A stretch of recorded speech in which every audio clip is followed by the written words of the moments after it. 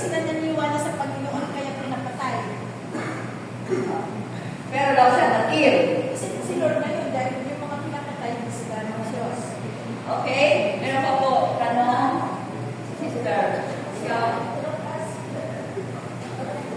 Tingin ko po kasi, yung pinahintulad ko ni God na ipapatay, sila po yung mga kasalanan. Sila po yung binigyan na ng kapala, pero hindi ko lang ipilit sa kanya. Yung pala, binabaliwala ko yung pagpapahalaga ng Panginoon sa kanila. Kaya siguro na, kahit masakit sa kanya, kahit na nagagos sa kalooban niya o inutos niya na huwag kong pumatay, pero dahil nga po sa mga kasalanan na nagagawa nila, ayaw niya na po mas marami pa pong magkasala o mapahamak po yung ibang taong sumusunod po at naniniwala sa kanya. Kaya pinahintulot niya po, inutos niya po na patayin po yung mga alagad. Pero tulad Yan lang po ay ang aking kanila. Patayin ang mga alagad. tulad kill yan eh. Nagtumak na siya. Meron pa gusto nga, ikaw parang na-amaze ka. Sagutin mo na, Sister. Okay. Balik tayo sa topic ha, God is holy. Siya po ay kataas-taasan. At siya po ang tanging nagbibigay ng rules na wala pong mag-a-approve sa kanya. Mga tuntunin na dapat sundin ng mga tao. Yes, sinabi po ni God na daw siya ng gifts. Pero meron po mga tao na inutos ni Lord na kailangan mag-import. Okay, sa akin, bago po ipasok kay Pastora, sa akin po, yun po ang kanyang judgment. Tama po yung binanggit ni Sister. Yun po ang kanyang hatol dun sa mga tao yun. Na sila po ay parusahan dahil po mga tao yun na kailangan i-wipe out, malipol, maalis dito sa mundo nito. Dahil po sila ay hindi kumilala sa Diyos. Sila po ay, bago po sila naman ay patayin, bago po bigyan ng hatol na gano'n, katulad na lang ng Sodom at Gomorrah, hindi naman tao ang inutos ni Lord na upang sila ay mamatay. Katulad nung kay Noe na iba ang gawa ng arka at yung mga hindi pumasok doon sa arka ginawa ni Noe na matay sila sa pangino ng baha. So namatay yung mga tao yan. Pero before na nagkaroon ng judgment na gano'n, hatol na gano'n, na para sa kanya bantayan, maging yung mga kalaban na rin David, na mga namatay, na Moabites, Amalekites, o maging sa panahon nila Moses, nila Joshua, yung mga tao kanila na nilipol, yun sa utos ng Diyos, yun po ay yun yung uri ng judgment or parusa na ibinigay ni God sa mga tao yun na walang pagkakilala sa Diyos. So yun po ay ibinigay ni Lord na command. Pero bago ibinigay ni Lord sa kanila yun po ay may warning. Bago nila naranasan yung ganong ulit kamatayan, may warning po ibinigay si God na kailangan sila po ay magsilis magbalik sa Panginoon. Pero hindi po sila sumunod sa mga propeta, hindi sila sumunod sa mga pinadala ni God na mga tao, mga messenger na parang sila po ay palalahanan. Hindi po sila sumunod, hindi sila naniwala. Hindi sila kinig. Kaya po, sila po ay nakaranas ng ganung klaseng kamatayan. Amen? Tama po yun. Bago ko nilipol, nagbibigay ko na ng babala. Maalala niyo po, ginamit na pa si Abraham. Kung may makita pa, matubig sa Sodom at Gomorrah. Nag-umpisa sa ilan po, sa 50, 40, hanggang sa pamilya na lamang nila na anak nila. Pero nagbibigay ng babala ang Diyos. Kasi po, kasalanan sa Sodom at Gomorrah, napakataas ng hangs, hindi na matingnan ng Diyos yung kasalanan. Sa laki ng kasalanan. Pero hindi po na parang ginawa. Hindi po ba nalalaga si Noah doon? Eh sabi ng tao, nagawa ka ng alcohol, kainit-init ng panahon, nakapitak-pitak ano. Nasabi ng Diyos, ipapapasok ka doon lahat ng taon na liligtas. Hindi nila pinansin. Meaning, mayroong disobedient na ginawa ang tao, disobedience na ginawa sa harap ng Panginoon. At yung, kung tatanda po natin, yung mga Amalekites, yung mga lahat ng panahon ni Hari, ay kumakalaban sa bayan ng Diyos. Tingnan po natin,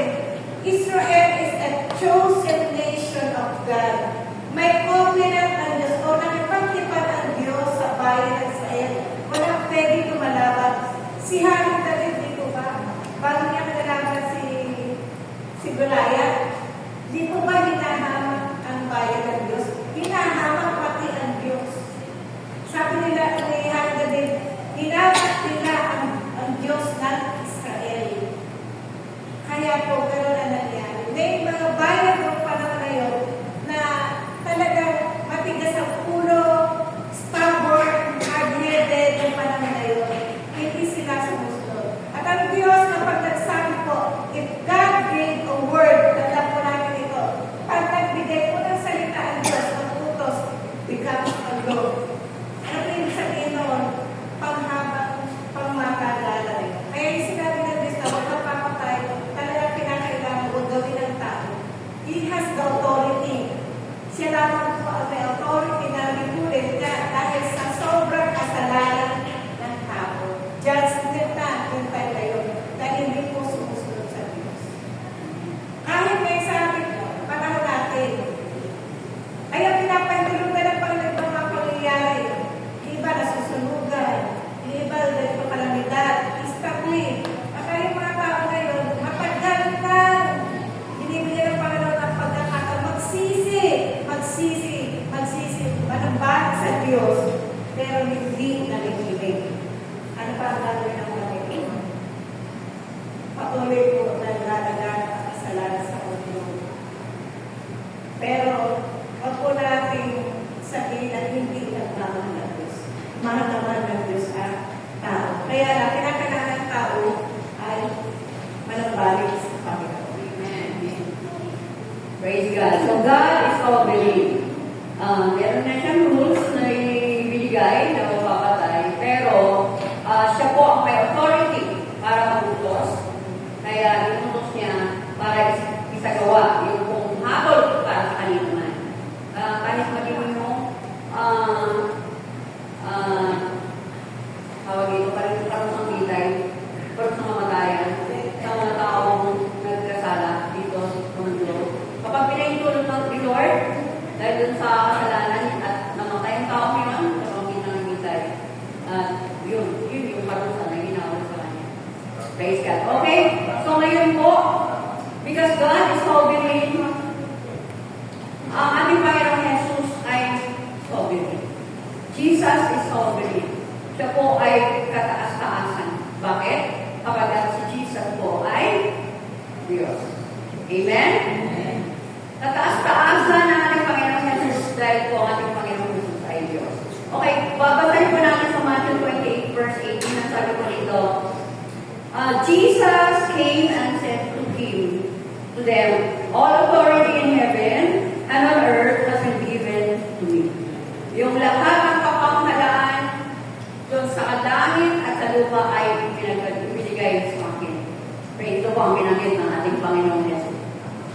Yes, inuwad niya ang kanyang pagka-Diyos at katawang tao, ang ating Panginoong Jesus. Pero nung siya po ay nagtagumpay sa kanyang komisyon dito po sa lupa, ito ang kanyang sinabi sa Matthew 28 verse 18, nung kanyang inutusan ang mga lagad na humayo, sabi po niya, all authority in heaven and on earth has been given to me. So kung ang ating Diyos ay sovereign, ganun din po ang ating Panginoong Jesus ay sovereign. Ito po ay kataas-taasan, dahil ang ating Panginoong Jesus ay Diyos. Kaya po, mga kapatid, baka sabihin, sino mas mataas ang Ama o si Jesus? Baka yung sasabihin mo sa akin, ang Diyos ay, sino ang mataas? God, Ama o si Jesus? Sino ba mataas? Sino mataas? Parang lang po. Parang isa lang po sila. Amen? Amen. Kaya malito po doon, mga kapatid. Isa lang po sila. Nagkatawang tao lang po ang ating po Diyos. Okay? So ngayon po, yun po yung mga attributes natin po kapag-aralan mula umpisa. Ipakita po natin yung slides, yung last slide. Ating po muling alalahanin kung ano po yung mga attributes, absolute attributes ni God. Ang absolute attributes ng ating pong Panginoon, bukod tangi na siya lang ang meron nito, ating pong napag-aralan ay 7. Unang, self-existent. Kadulo, pinakadulo. Siya po ay self-existent. Hindi po siya nilikha. Ibig sabihin, hindi po, wala po nilikha sa kanya. Ito yung number 1 na attribute. Pangalawang attribute, sino po nakaalala?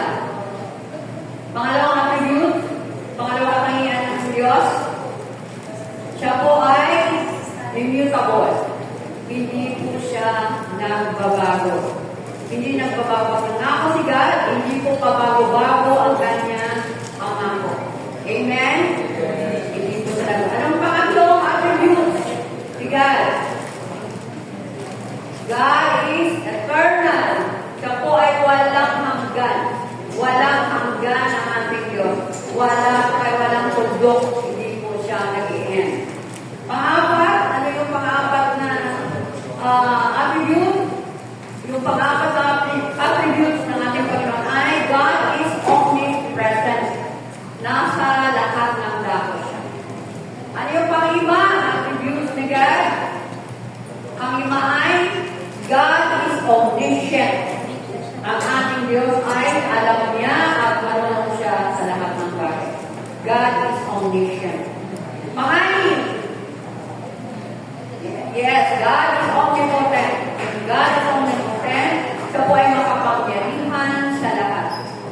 Pang-seven, God is sovereign. Siya po ay kataas-taas ng Diyos.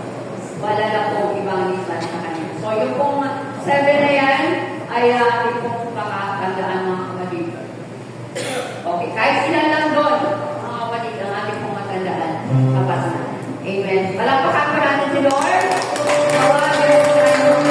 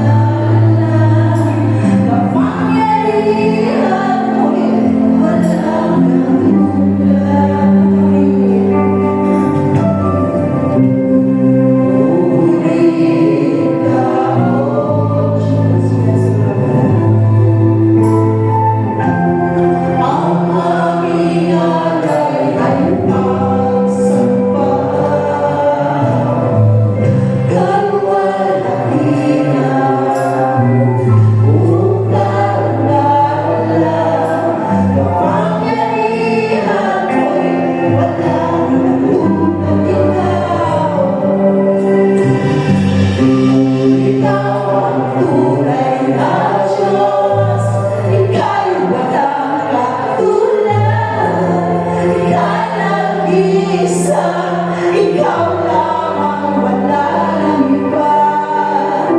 Sa'yo ang aming awit, dinggin ang aming piling, sisigaw sa buong mundo.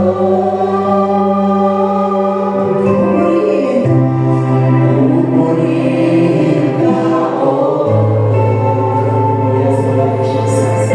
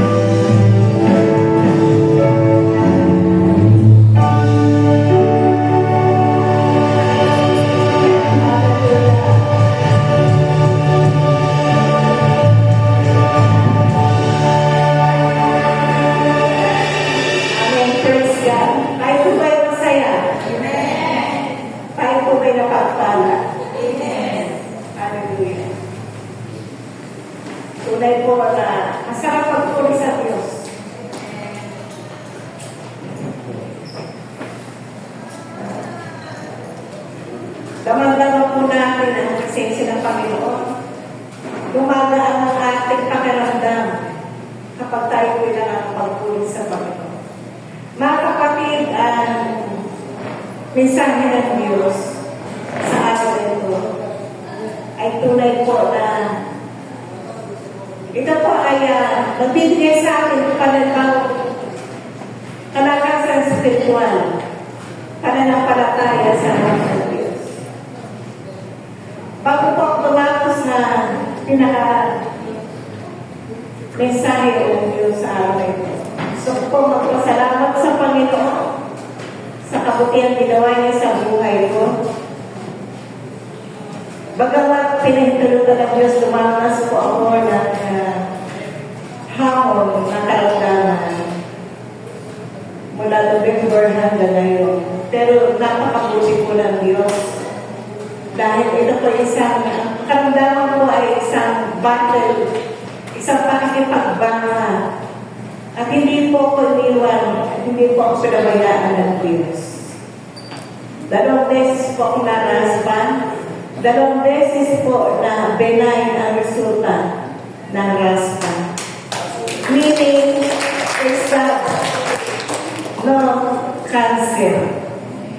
It's not malignant. Benign po ang result ng 2 raspa. Kaya nasabi ko nga sa mga tao, 2 procedure, 2 benign na result, ibig sabihin, double honor for God!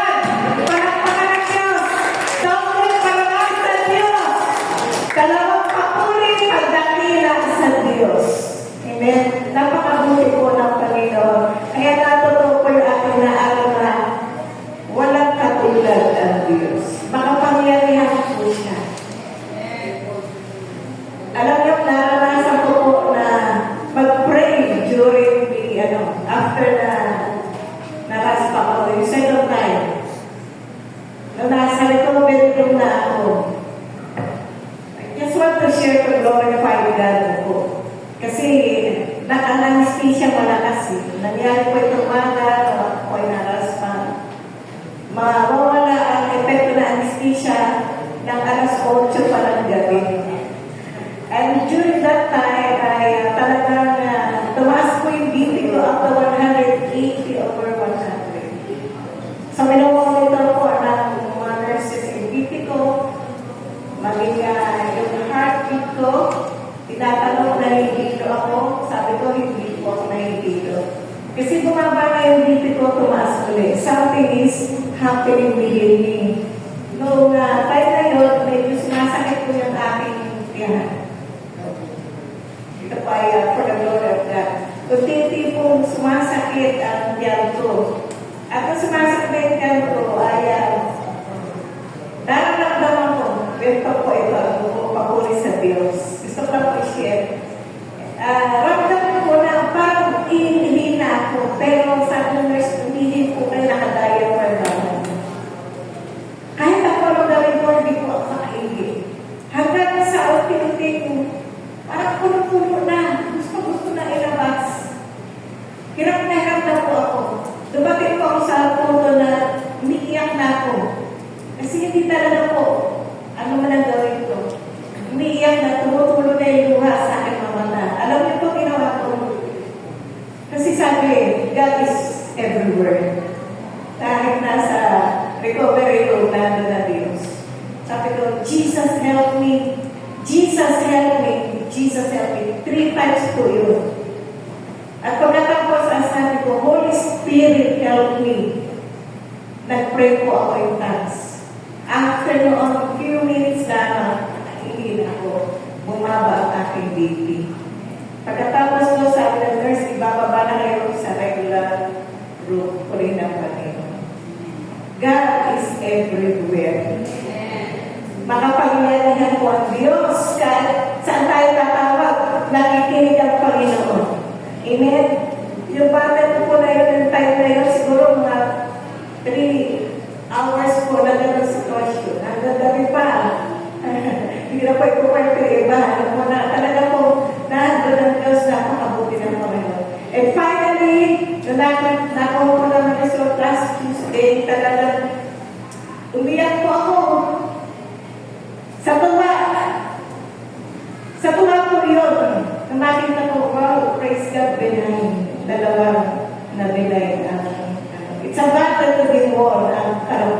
po. Gabi-gabi po yun na pinapadala, iniluluhod sa harap ng Diyos. At ang Panginoon ay kumilos sa buhay po. Ko rin ang Panginoon sa ating buhay. Dakila siya sa lahat. Amen? Mga kapatid, salamat din po sa inyong mga panalangin. Ano po, you are praying for me. Kaya po, salamat. Salamat kapatid. Salamat po sa inyong pagtulong, sa pananalangin, sa mga bagay. Even small way, kayo po ay tunay po na pagpapalala ng Panginoon. Hindi ko ibalik ang mananggati sa patuloy niyo sa akin. God bless you all, mga kapatid. Amen? Amen. So sa umaga ito po ay ito po mensahe na bigyan ng Panginoon. Since tomorrow is the start of BBDS, Dedication Bible School, para sa ating mga bata, ito po ang mensahe ng Panginoon. In Proverbs chapter 2 verses 6, ang sabi ng kawikaan, train up a child in the way he should go. And when he is old, he will not depart from it. Sanayin ang bata sa daan na dapat niyang lakaran, at kapag siya'y tumanda, hindi niya ito iiwalayan. Bakit kinakailangan po natin itong aralin? Tayo lahat ay dumaan sa pagkabata. Hanggang ngayon may mga bata pa rin, tama po ba? At yung mga bata ngayon po ay kailangan ng tunay na kalinga.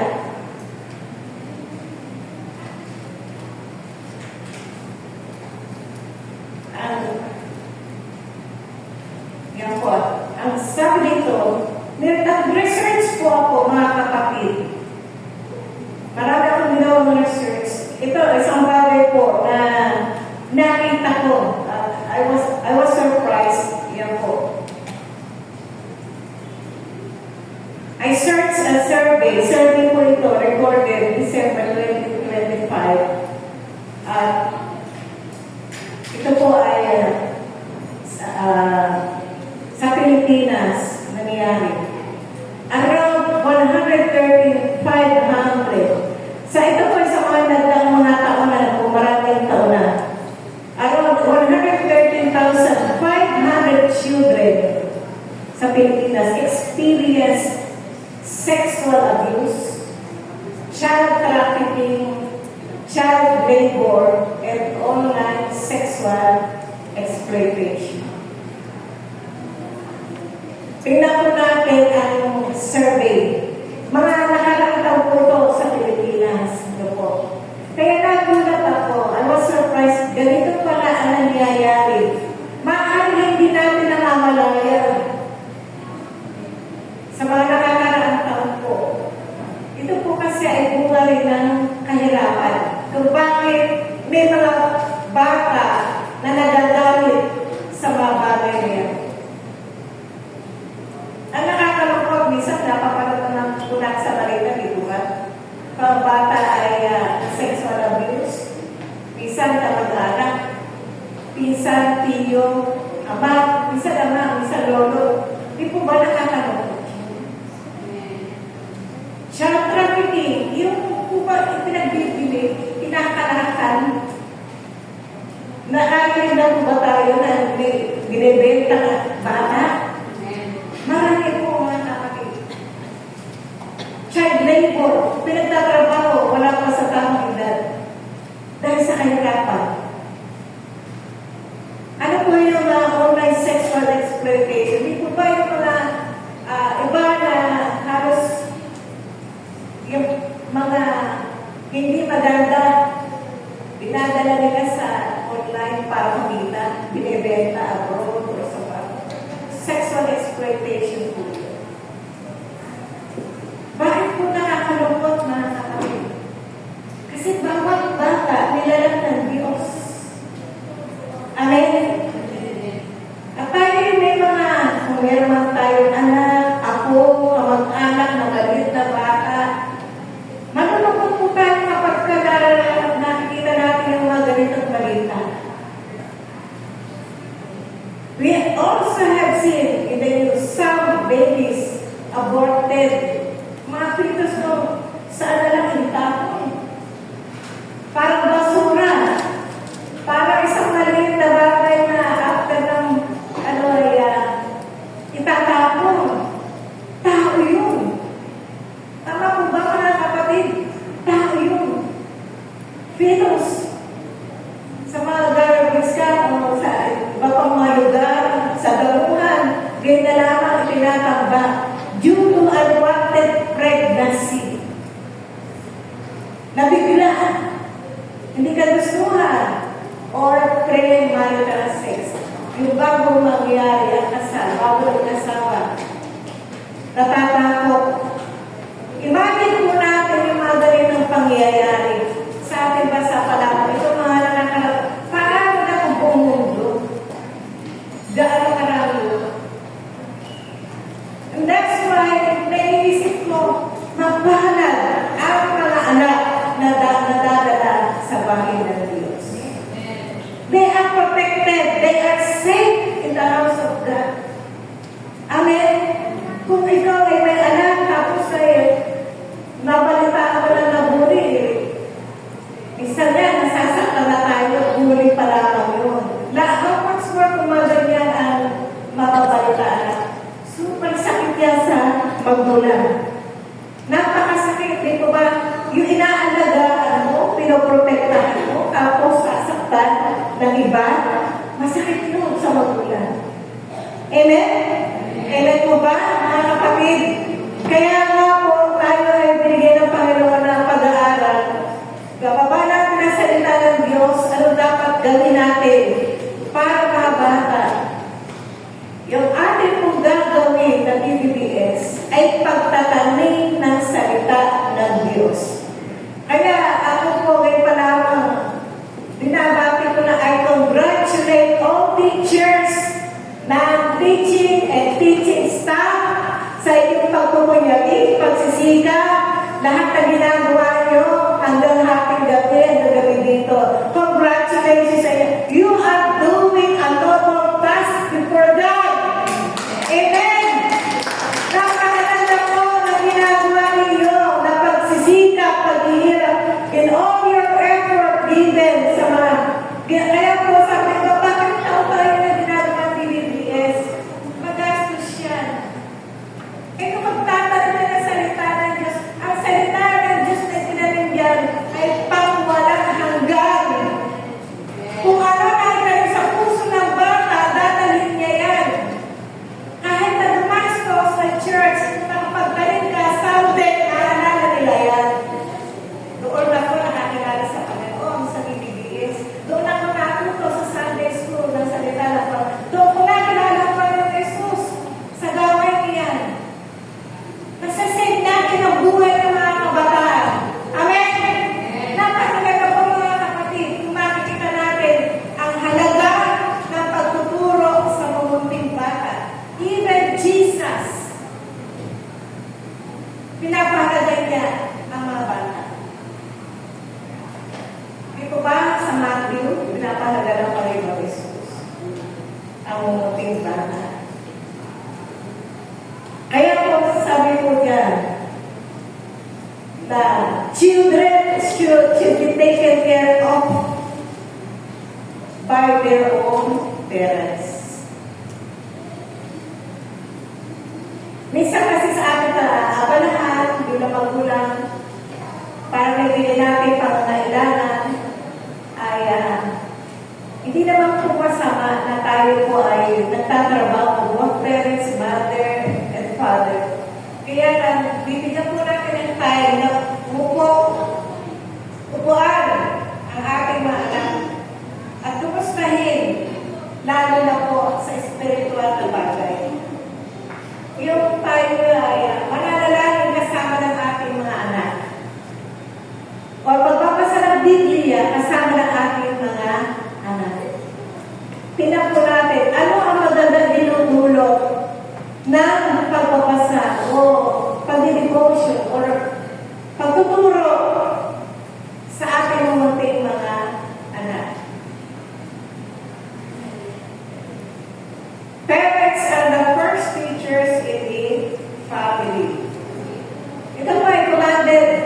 Old Testament, paano? Bakit ang mga magulang? Meron din po yan sa New Testament. Kagaya niya po sa Ephesians 6:4. Ang sabi ka, fathers, bakit naka-address ito sa mga tatay? Kasi ang tatay ang haligi ng pamilya. Amen? Ang tatay ang pinaka-pundasyon.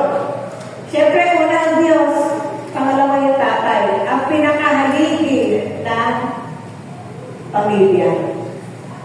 Fathers, do not provoke your children to anger.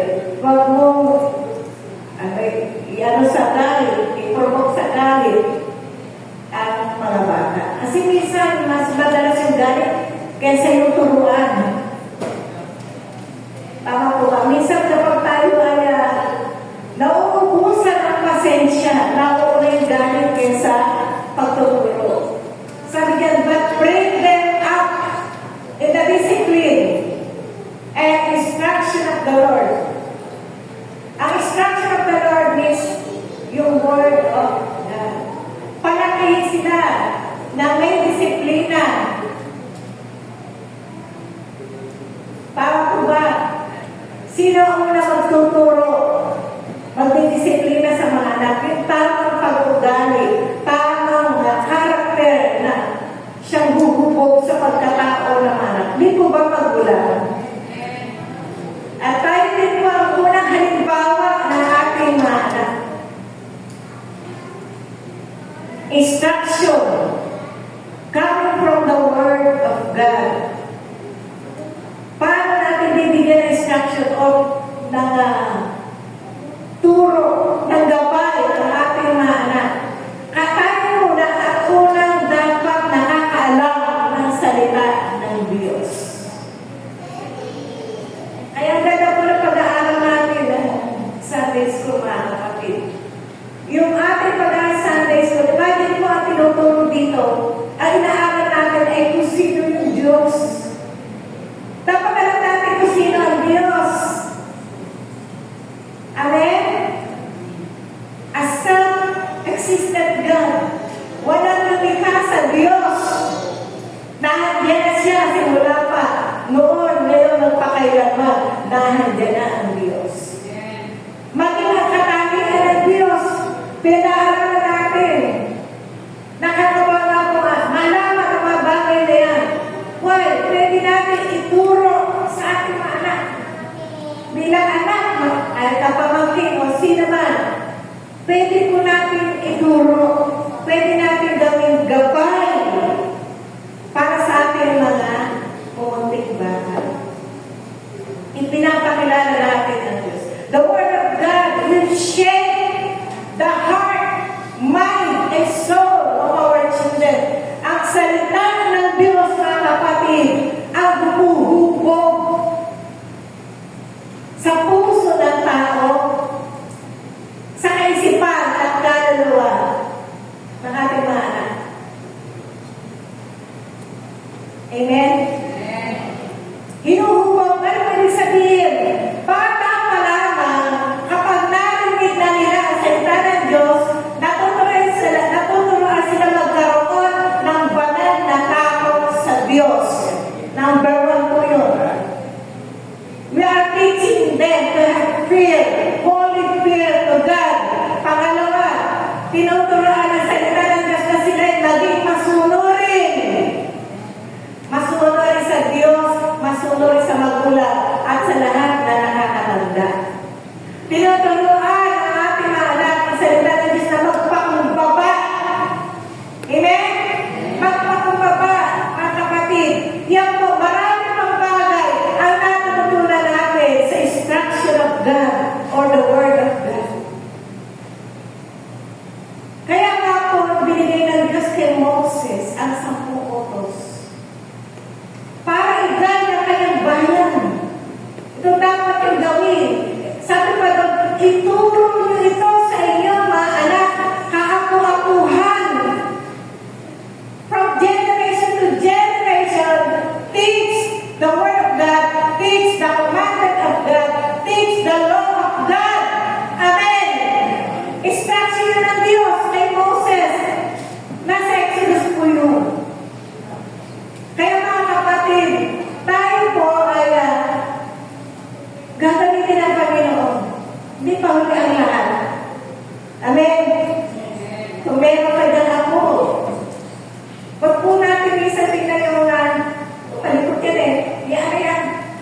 Ganyan lang mga bata. Natural lang po yung behavior ng bata. Unti-unti naman magbabago yan. Ang mahalaga, siya ay ginagabayan ng salita ng Diyos. At sino pa ako na magtuturo again and again ang ating tayo po mga magulang. I am not a perfect mother. We are not perfect parents. But we try our best na laging paalalahanan ng salita ng Diyos. Ipanalangin ang anak. Kapag wala ang tatay, ang nanay ang siyang gagawa ng responsibilidad. Ang pagtuturo sa mga. At alam niyo po, habang ang bata ay lumalaki, makikita natin ang pagbabago sa kanyang personality, sa kanyang pagkatao, kapag siya ay nabusog ng salita ng Panginoon. Hinubog sa salita ng Diyos. Kapag dumaan ang pagsubok, matatag yan. Na-establish ang kanyang pananampalataya sa Diyos. Ang mga anak na puno ng salita ng Panginoon, malakas ang kanilang faith in God, confidence towards God. Hallelujah. Kaya po mga kapatid, tayo po ay tinuturuan ng salita ng Diyos. Sa akin po lahat ito, itinuturo ng salita ng Panginoon.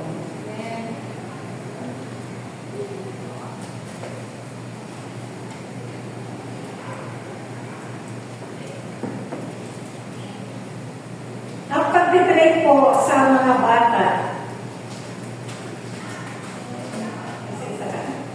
training a child in the way he should go requires a lot of practice, discipline, and patience, but produces a harvest of righteousness. Kaya kailangan mo siya bilib ako sa mga Sunday school teacher, sa mga nagturo. Not only sa church, maging sa school. Kung ang estudyante mo, 50 sa isang klase, napakaganda, napakahaba ang yung PC. Para po ba? Lalo na po yung mga beginners pa lamang dyan, nursery, kinder. Napakahaba ng pasensya ng mga teachers. Tawag-tawag po ako sa kanila. Kasi naging teacher din ako ng nakakaraang taon. Hindi po ba, yung anak natin na po konti. Yung mga nasa classroom, napakarami. Minsan, matalito ka lang, may tatayo na sa table na yan, may tatakbuhan, may maghahamulan. Napakahaba ng pasensya.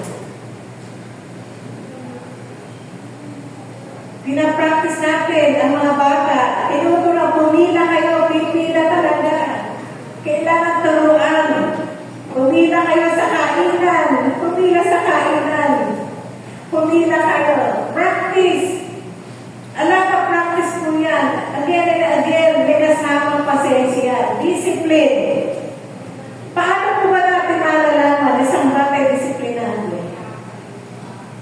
Pag sobrang pagmamahal, ang nangyayari, may spoil. Kailangan balansin po. Pag puro naman disiplina na walang pagmamahal, nagre-rebelde. It should be discipline. Teach the children to love. To love God. To love the parents. To love other people. Noong po nasa ibang bansa kami, just a short testimony po, share lang. We were sent by Sweden sa Sri Lanka. Lahat po na ang expenses sa Sweden ng aming airfare, lahat po yun. Accommodation sa hotel, pagkain, meron pa kami graduation domestic, hindi ano po ako certificate. Alam niyo po ang aming pinag-aralan. We are privileged to be there. Kasi po, 10 bansa na pinadala po para po si Bibir. 10 Southeast Asian nations, 2 lang kami sa Pilipinas. Ang tinuro sa amin doon ay about abuses. Kung paano may iwasan ang mga abuse sa mga bata. Abuses and bullying. Ang alam niyo po, pinaka-common na abuse na nangyayari sa bata. Verbal abuse. Pag sinabi mo lang na sa bata, B.O. Verbal abuse na yan. Hindi po natin dapat binibigyan ng label o judgment ang bata. Kasi ang bata, habang lumalaki yan, may improvement. Matututo pa. Amen? Matututo po yan, may pagbabago. Nakakalungkot kasi minsan kapag na pupalitan na malikot yan, may binibili ng brand, binabrand na yung bata. Mapinasunod yan, meron yan. Hindi po dapat gano'n. Verbal abuse na agad. Sa ibang bansa po, may pinapakasal ng teenager mga kabataan. I think in India. Kasi may nakasama po kami taga India. Ibang bansa po yung nakasama namin. Doon po, mas bata ay pinapakasal, mas natutuwa sila. Kasi tatanggap sila tinatawag na dowry. Parang pinabayaran nila, the younger, the richer ang tao. Pero hindi nila alam, hindi pa handa sa pag-aasawa ang mga teenager. Amen? May certain time po ang pag-aasawa kung saan doon sa edad na yun ang pinakatama. Alam niyo po kung ano tama, pero sa babae, 25 pataas. Nagbubulungan mga kabataan. O, pwede na po. Ganyan ang edad po. Diba na ka nakagraduate na kayo, nagtatrabaho na, nakain mo na prepared kayo. Pag-asawa kayo na prepared yan, spiritually, physically, mentally, emotionally. Amen? Hindi po gano'n kadali. Ayaw na, isa pag nagbibigay ako, Pastor na, gusto ka na mag-ako. Hindi gano'n kadali yun. Pinapagawa ka agad. Pag-pray natin. Para pag-asama ka na. Pag-asama ka na, gusto ka na mag-ako. Sabi niyo, patilitin na mo lang ako. Paano naman ako? Hindi ako handa. Minsan na lang napag-ulan ako. So, mga kapatid, training a child requires a lot of patience, practice, discipline. But, ito pa maganda, it will produces a harvest of righteousness, bunga ng katwiran ng Diyos. Tsagayin po natin ang mga bata, tsagayin natin ang ating mga naturuan ng tama. Ang pagdating ng panahon, maganda ang kanya kanalabasan. Glory to God. Amen. Lahat tayo ay magulang. Sino po ba hindi pa? Siyempre, aside from mga kabataan, mga naging magulang po. Napakahalaga. Namaknawa po natin ito. Instruction ng Panginoon. Lalo na kayo pa nagpapasimula pang magkaroon ng mga anak na liit. Ito po ay talagang magiging gabay nyo. Next po, pangalawa, sabi yan, how to teach our children. How? The word how. Paano ba natin tuturuan ang salita, ang mga bata na salita ng Diyos? Ito po ang sabi sa Deuteronomy chapter 6, verses 6 to 7. these words, meaning yung utos ng Panginoon na binaba mula kay Moses hanggang sa mga sumusunod na lahi ng bayan ng Diyos, which I am commanding you today, shall be on your heart. Meaning, sa magulang pa lamang, kailangan alam na nila, sa puso nila, ang mga utos ng Diyos. Amen? Sa ating pong mga magulang, ilagay po natin sa puso natin, nasa ba mga utos ng Diyos? Nasa Biblia po, mga kapatid. Nasa salita ng Diyos. Nandiyan ang paalala ng Panginoon. Paalala po lang sabi niya, and you shall repeat them diligently to your sons sa iyong mga anak. Paulit-ulit daw po natin sasabihin. Paulit-ulit na ipapaalala, ito ang utos ng Diyos. Ito ang mga paalala ng Diyos. Ito ang mga pangako ng Diyos. Ito po ang mga bagay na nais ng Diyos sa tao. Tayo po, bilang magulang, ang paulit-ulit, kaya diligently yan. Kapayang din po yan ng patience. Matyaga. Pagtityagaan, ito po sa mga anak. Speak of them when you sit in your house. Ituro ang salita ng Panginoon habang kayo nakaupo. Magkasama kayo. Sabihin mo ang salita ng Diyos. Pareho kayo nakaupo. Ikaw at ang anak mo. Ituro mo ang salita ng Diyos. When you walk on the road, kapag naglalakad kayo, sabihin mo ang salita ng Panginoon. Naglalakad, magulang at anak. Tinuturo, pinapaalala ang salita ng Diyos. Amen? When you lie down, kapag kayo sabay na makahinga, minsan ang mga bata dito pa, nakakatawa yung mga balik pa, ayaw nilang bumukod.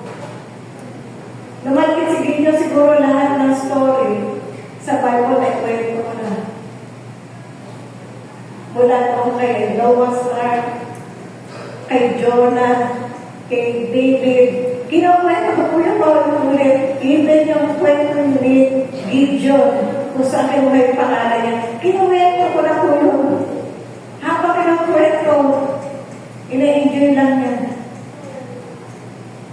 Mga kapatid, ganun po natin gagawin ng ating mga anak. Pero pag malaki na, alam na naman ng mga anak natin, mga binatang dalaga, na sila na ay magbabasa ng salita ng Diyos. When you get up, maging sa pag-gising, ipapaalala natin, o anak, mag-pray ka na, pray without ceasing, manalangin ka na, pasalamatan mo ang Diyos. Sa pagbangon, ipinapaalala natin, kailangan magpasalamat sa Diyos. This is how we teach our children. Nakapagkasama natin, ipinapaalala natin kung ano ang utos ng Panginoon. Amen? Amen. At yun po ay tunay na humuhubog na maganda sa ating mga anak.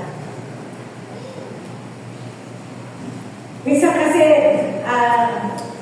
sa bagay ng ating po iniisip, ang magulang ay naalala lamang ay mabili ng maggamit ang anak ng damit, ng pagkain, mapaaral, makatapos. Maganda po yun. Pero magiging kumpleto kapag itinuro ang salita ng Diyos. Yun po ang yung spiritual. Tingnan po natin, alalahanin natin, kapag isang anak na walang relasyon kay Kristo, masakit sa magulang yun.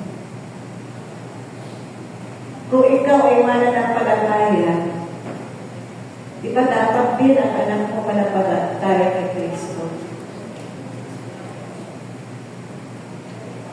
Yun po yung pinakataking o pinaka-golden pangalan na ibibigay po natin sa ating mga anak na apo. Sila'y makapanampalataya, makakilala kay Kristo, makatitiyak tayo na sila ay pupunta sa buhay na wala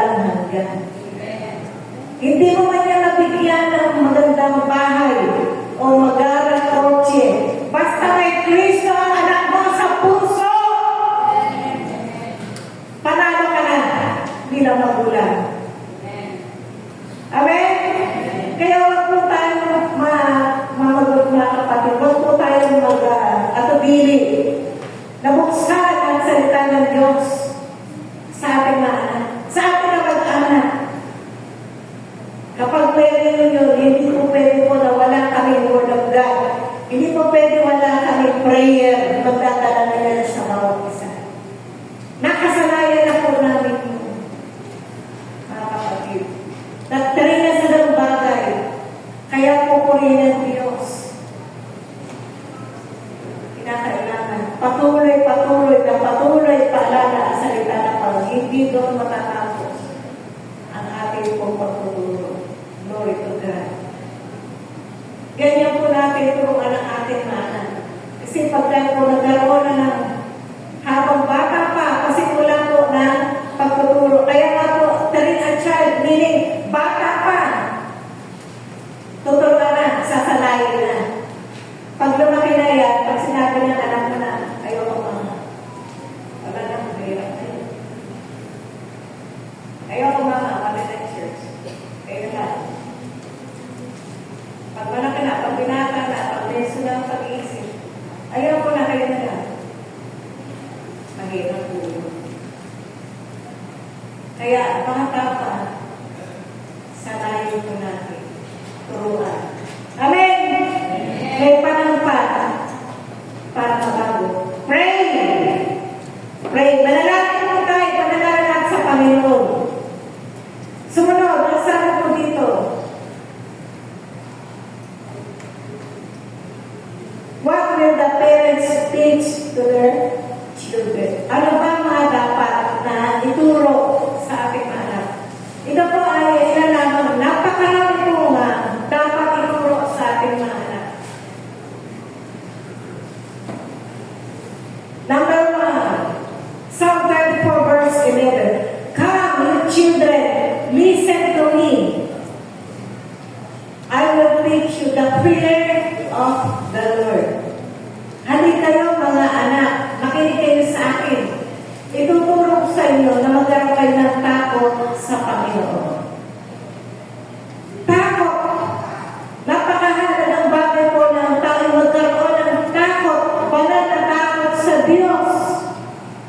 Hindi po ito yung takot na boss.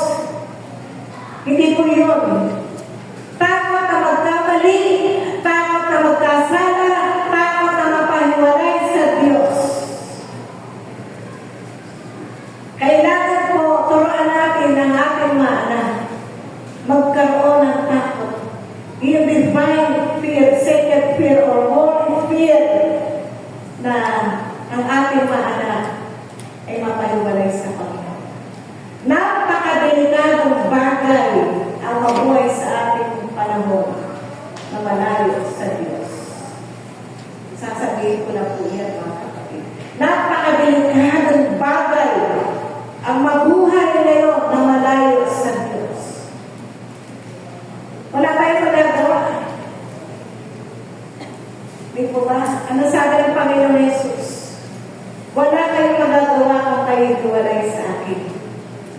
Ang sanga na hiwalay sa puno ay hindi magbubunga. Kailangan ang sanga nakakabot sa puno. Si Jesus ang puno, tayong mga sanga. Kailangan nakakabot tayo sa Panginoon. Ano bang unos o bagyo ng buhay na ito? Sigurado, tayo po ay magiging matapat. Tayo po ay bibigyan ng Panginoon ng kalakasan, gagabayan. Kaya kailangan na lahat ng tao, hindi lamang po yung ating mga anak, lahat ng tao magkaroon ng fear, holy fear of the Lord. Sabi ng salita ng Panginoon. And teach, sabi yan, teach. I will teach you the fear of the Lord.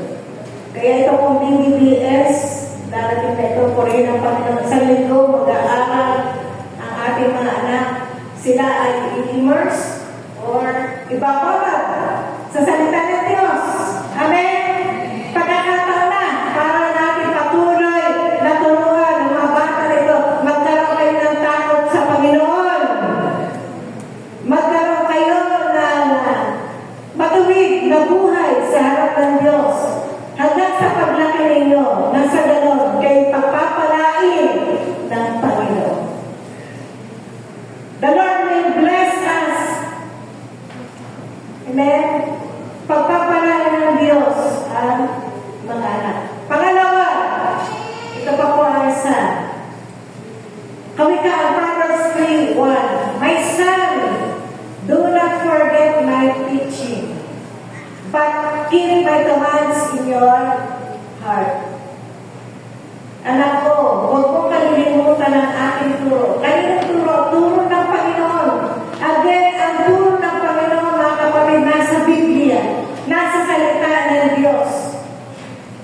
Maging ang utos ng Panginoon, ilagay sa ating mga puso. Ang sabi ng isang talata sa The word of God is hidden in my heart, that I may not sin against God. Kapag ang puso ng tao puno-puno ng salita ng Diyos, hindi siya magkakasala sa Panginoon. Naiiwasan niya magkamali. Why? Pinapaalala ng salita ng Diyos kung ano ang dapat at hindi dapat. Sa salita ng Panginoon, tayo magkakatunan. Sa salita ng Panginoon, ako po'y nanghawakan sa mga pagsubok ko sa buhay.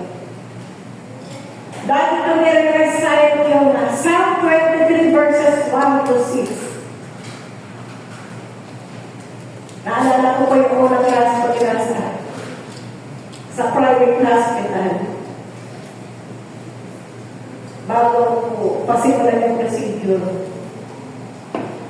Sabi sa akin ng mga nurses, kinakabahan ko ba kayo? Sabi ko, hindi. Totoo po, hindi ako kinakabahan. Dumating yung maglalagay anesthesia, kinakabahan ko ba kayo? Sabi ko, hindi.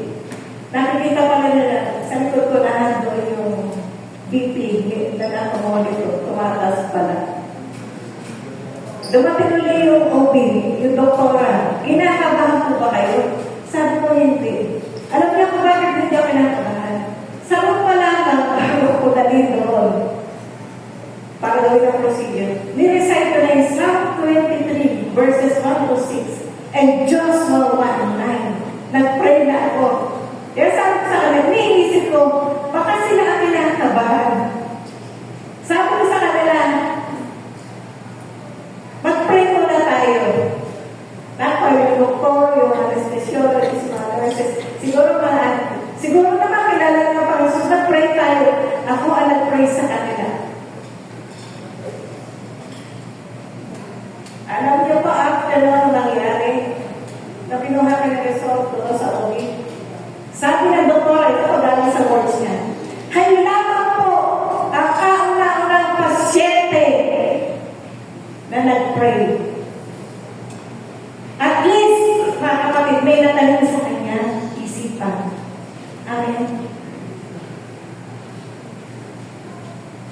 Yun po ang mahalaga. Kapag alam natin salita ng Diyos, huwag kang matatakot. Nag-pray na ako eh. I must be confident. Binigay ko na sa Panginoon ang lahat ng bagay. I trusted God. Kaya sinasabi ko pinakabahan. Kasi medyo gumagano yung BP, taas, bababa. Pero sabi sa kanila, paalala ko lamang, huwag na huwag yung gagawin ang procedure ng katawan ko hanggang hindi normal ang BP ko. Sabi niya, opo, I have the authority to tell them. Why? Kasi ang Diyos at kakampi ko. Amen! Kakampi natin ang Diyos! Kaya pa ay nasa Biblia, kasama natin ang Diyos, hindi tayo iwanan, hindi tayo pababayaan. Kaya sabi ng guro, do not forget my preaching, but keep my commands in your heart. Itago mo ang mga utos ng Panginoon sa ating puso. Glory to God. Napakabuti po ng ating Diyos. Sa bawat sandali, tayo po ay tumakapit sa Panginoon. Ano man ang pagsubok na dumating sa buhay natin. Standing on the promises of God. Keeping the promises of God will strengthen us. Diyan tayo kumukuha ng lakas, mga kapatid, sa pangako ng Diyos. Pag sinabi ng Panginoon, hindi tayo iwanan. Panghawakan mo talaga, hindi ka iiwanan ng Panginoon. Hindi kanya pababayaan. Makakaasa tayo. The Word of God is eternal. Lilipas ang langit at lupa, ngunit ang salita ng Diyos mananatili magpakailanman. Amen? Kaya po makakaasa po tayo natin sa Panginoon. Huwag tayo matakot, huwag tayo mangamba. Minsan pinapaalala sa atin ng kaaway yung mga bagay na hindi maganda. Pero lubog po tayo. Every night, nagpe-pray ako. Pag naramdaman ko presensya ng Diyos, umiiyak ako sa presensya ng Panginoon sa kwarto. Ang sabi sa isang panalangin po na naalala ko, sabi ko, Panginoon, yung babae na pinagaling niyo sa Biblia, 12 years bleeding, 12 years, 12 taon, binudugo. Ako ilang ba ito?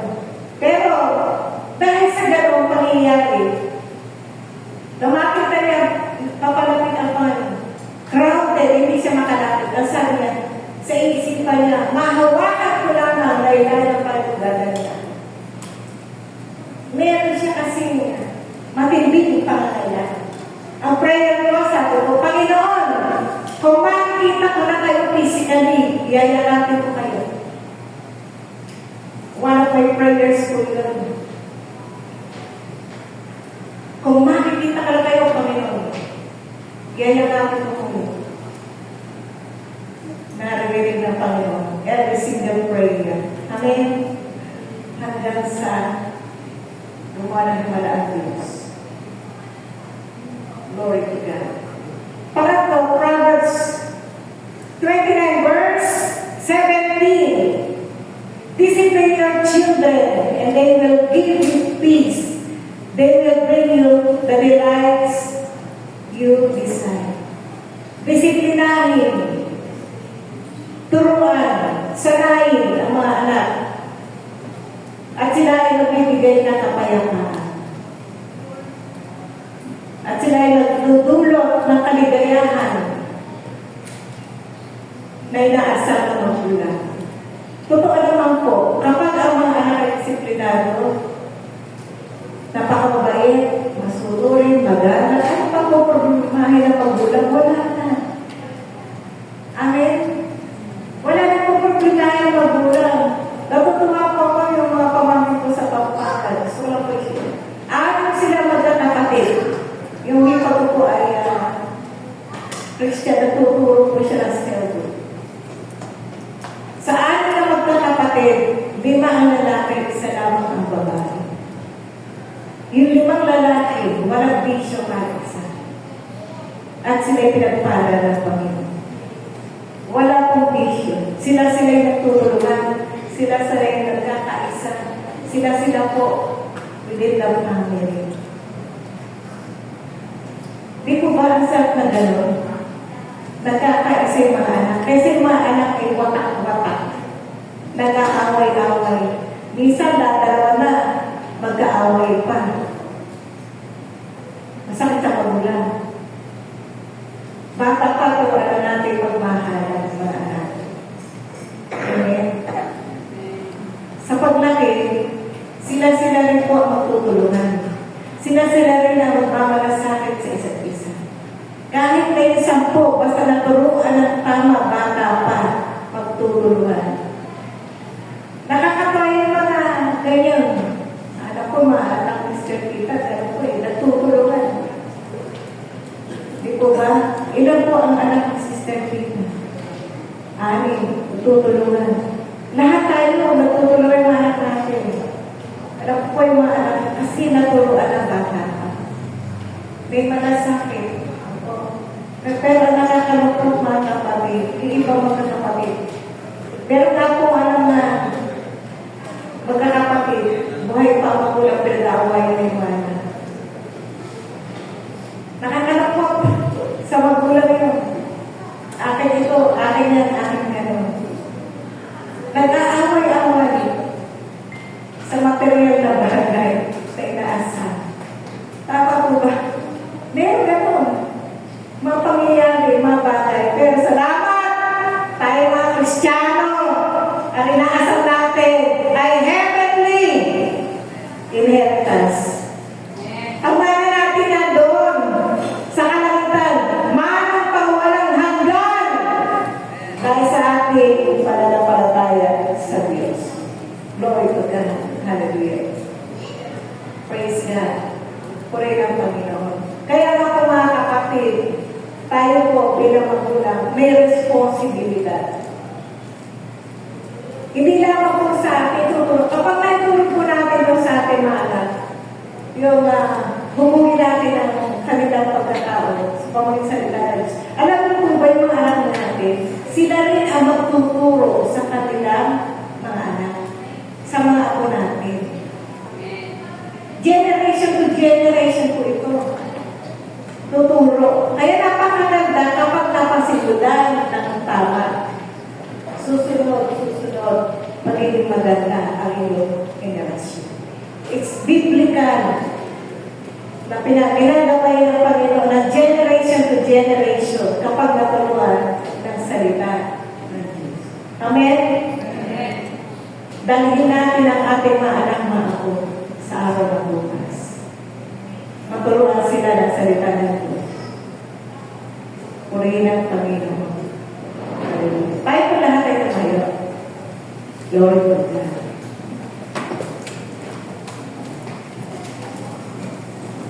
Hallelujah. Pwede po ba natin umitin sa payong walang katulad? Ang ganda ng pagkaawit natin kanina. Walang katulad ang Diyos. Hallelujah. Isipin po natin, Diyos lamang ay ang walang katulad at siya nag-iisa. Hallelujah. Ibigay natin ang papuri para sa Panginoon Diyos.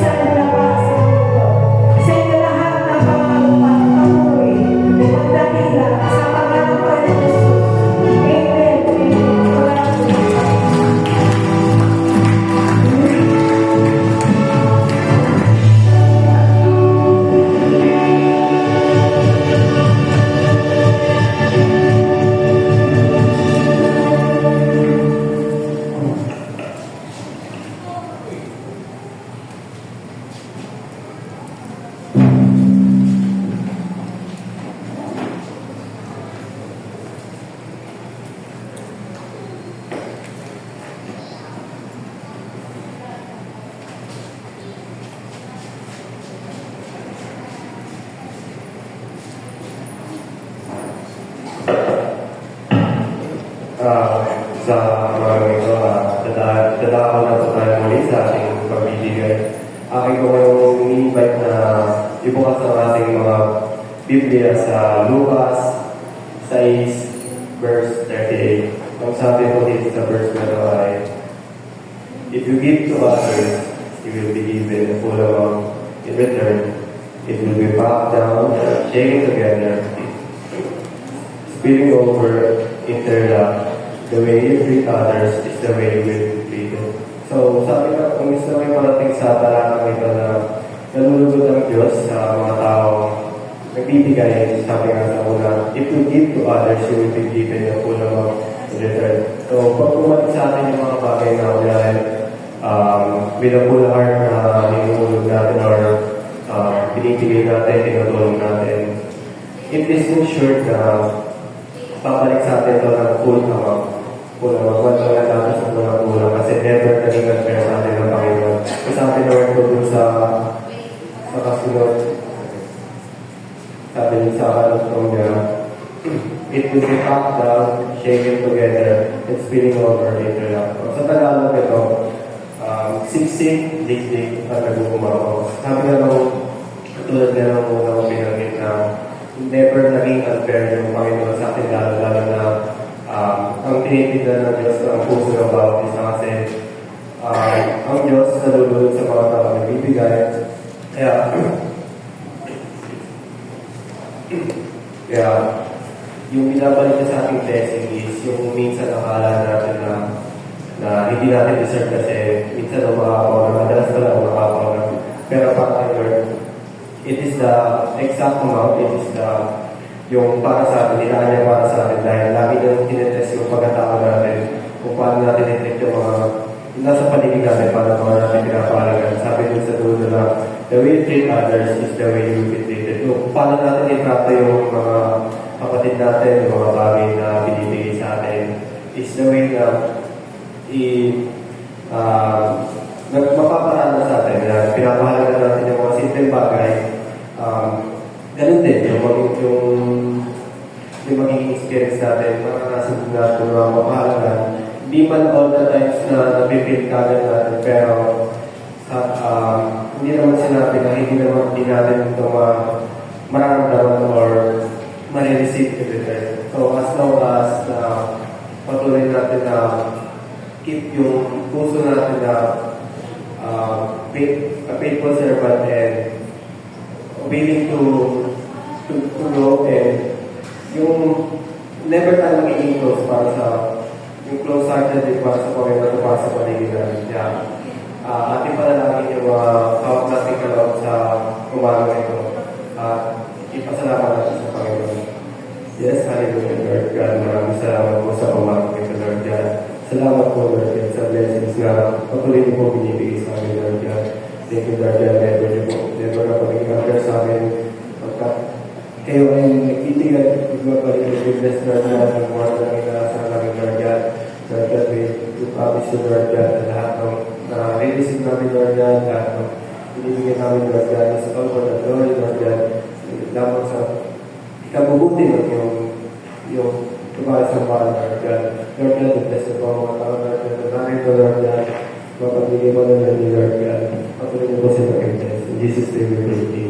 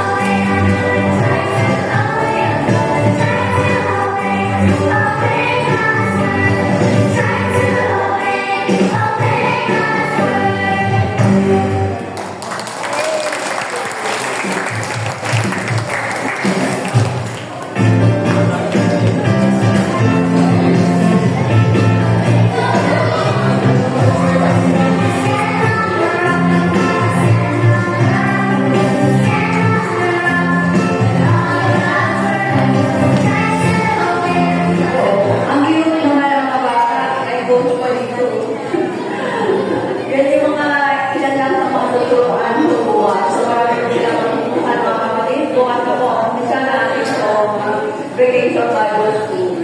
Kaya po, meron po mga invitation, di ba? Meron po mga invitation. So, may time pa po, dun sa mga kapitbahay natin, dun sa mga students natin dito sa Tulmar, yung sino mga nanay dyan, tatay dyan, na pag-invite yung mga anak ng mga pinigyan natin dun sa ating mga kalye-kalye. So, pwede pamigay yun mamaya. Pwede kayo humingi ng invitation dito. So, bukas na po ang start. 5 days po yan. Monday hanggang Friday. Umaga po, 8 to 12. Meron po silang mga snacks dito. May kakainin po yung mga bata. So, yung mga teachers, ready na po sila. Lahat po na magtuturo, ready na po. So, yung mga nanay po na iba, meron na rin po mga foods, pero yung gusto ko po mag-share ng mga kapit, mga vaccinations, ay welcome po. Ang graduation po ng itong mga pag-aaral ng mga bata ay sa Sunday. Kaya ang start po natin sa Sunday po ay 8 o'clock. Maaga po ang isa. Sa dahil po ang graduation po ng mga bata. Tuloy-tuloy na po yun hanggang worship service. So, dahil po graduation at dito po kayo mag-lunch. Kaya pag-bless po natin ito. Ang ating po mga lunch ay sa Sunday. Dahil po natin ito at sama-sama po kayo dito tayo kakain. So, ito tayo mga madali na umuwi para po sa ating pong lunch sa Sunday. Patuloy po natin yung panalangin na magiging pagkakumpay, yung ating po Vacation Bible School. Marami po kalawa ang pag-aaral po ito. Marami po kalawa ang mag-enroll o mga kapatid. Dahil po marami po silang matutunan na magagandang aral at magagandang turo. Tulad po namin natin kanina. So, patulong po tayo, mga nanay, tatay, mag-invite sa ating po mga kapatid. Hindi po kayo ng invitation po dito sa ating po mga young people na nagsisipag-prepare po para dito. Purihin po ang Panginoon.